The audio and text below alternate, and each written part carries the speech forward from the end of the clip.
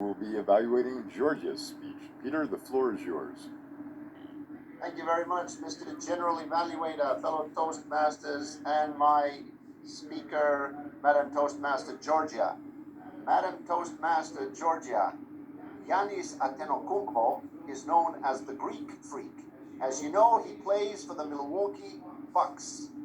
You are now the speech freak because you have given us a speech that has taken basketball to another level using public speaking. You gave a speech that had to do with a proposal, but deep down, you had something else in mind. To bring the money in for a worthwhile cause, a youth leadership program. And you used psychology, referring to the cerebral cortex. You referred to what this foundation group of members really need and want to hear. Things like personal development, diversity. So you played with their emotions, learning how to speak and the value of public speaking.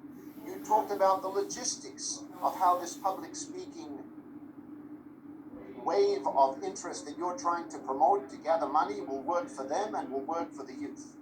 Now, the speech had so much to offer. What can I offer in terms of enriching this speech?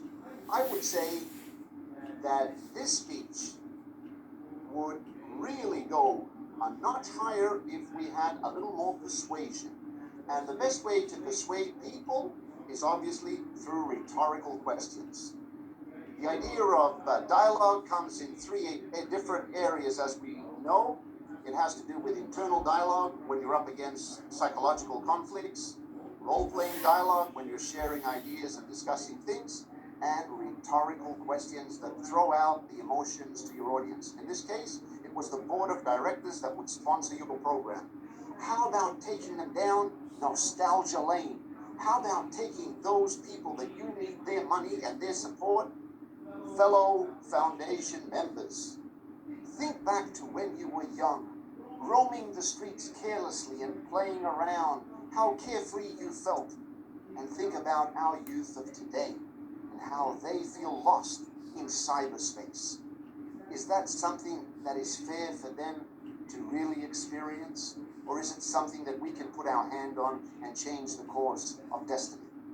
By throwing out these kinds of rhetorical questions, which, by the way, go back to ancient Greece, you are persuading them without them realizing it because you're playing off their emotions.